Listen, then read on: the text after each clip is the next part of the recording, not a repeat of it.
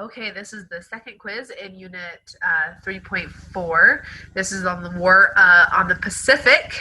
Okay, it's called War in the Pacific because most of the war, most of the part of that war was fought in the Pacific Ocean, all the different islands in it, and you guys will see in a map. I'll show you in a minute.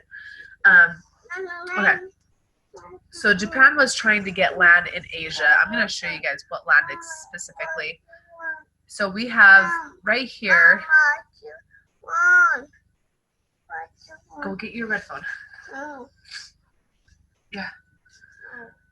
Okay, so all these lands right here, this is what Japan, I don't know if it's actually recording it.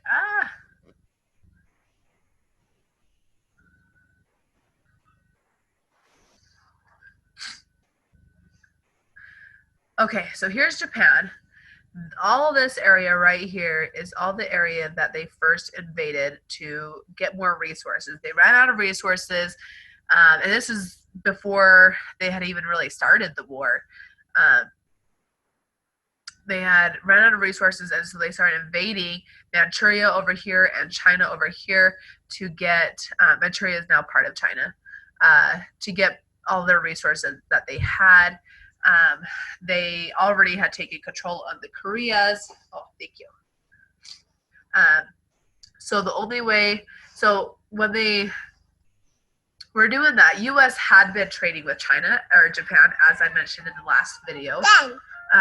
But as I mentioned, the U.S. kind of stopped trading with Japan, kept trading with the other side, but stopped trading with Japan. So basically, Japan is thinking the only way that I'm going to get the resources that I want is to attack the U.S. so they're out of the picture, and then be able to get all is right here, the Philippines, get be able to expand to there and to all these other places here. Okay.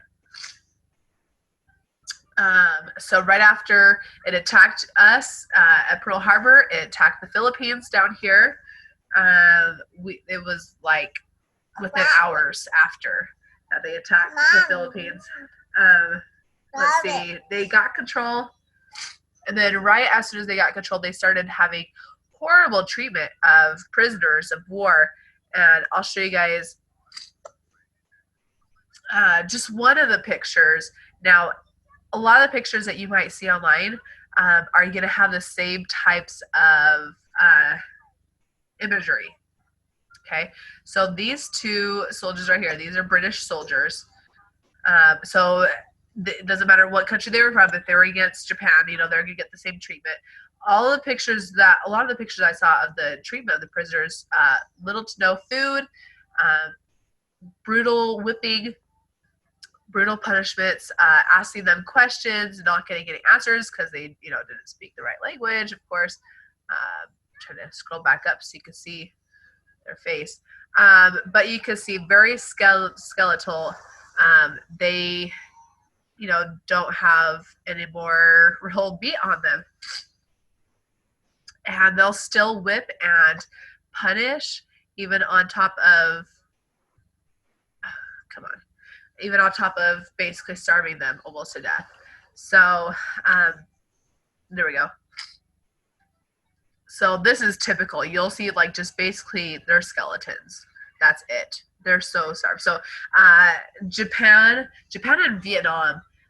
Now every country, don't get me wrong, every country has has a period of where they have horrible treatment of their prisoners, but Japan and Vietnam are some of the worst I've ever heard of. So when the U.S. started trying to get back at Japan for their attacks and fight against Japan, we realized that Japan was too far away for us to directly attack. So what we do is we adopt the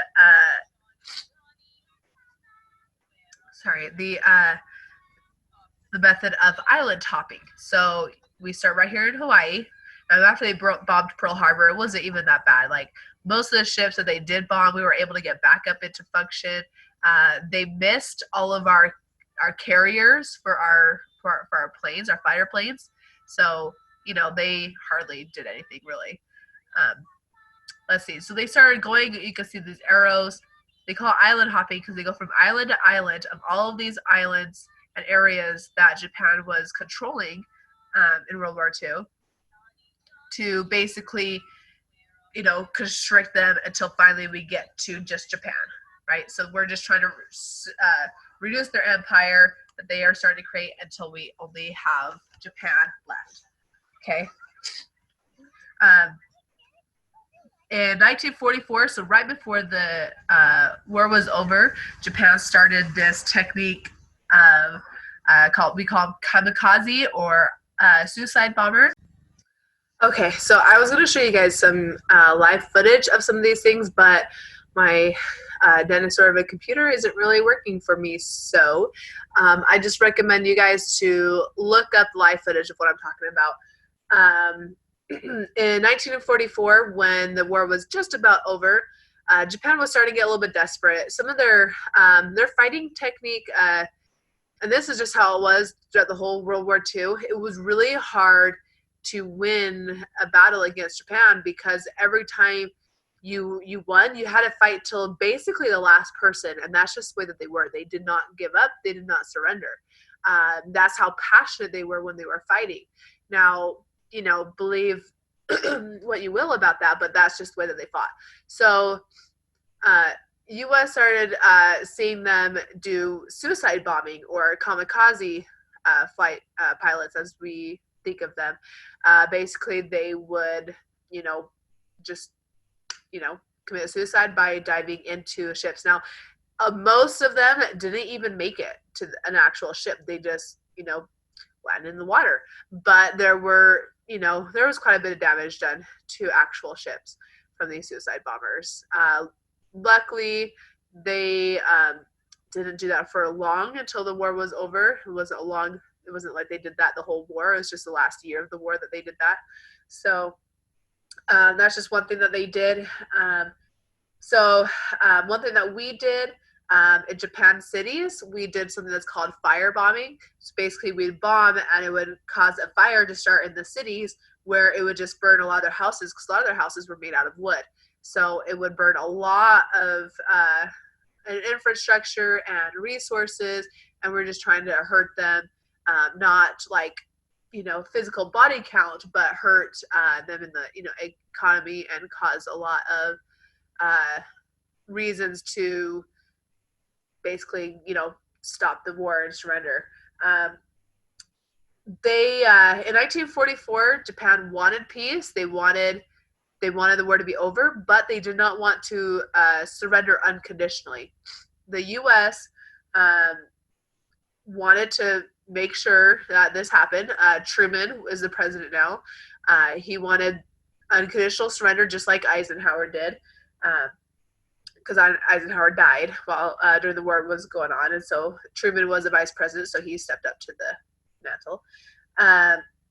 So basically, we said, all right, so if you're not going to accept our terms for peace, basically the terms is unconditional surrender. So we basically said surrender or suffer destruction. And that destruction was the Manhattan Project, the atomic bombs. I would show you the videos of this stuff, but you can look it up on YouTube. Just from the atomic bombs, 2 million people died just from the bombs alone. So that's a lot of people. And unfortunately, most of them were citizens. Truman made this choice because he wanted to save American lives.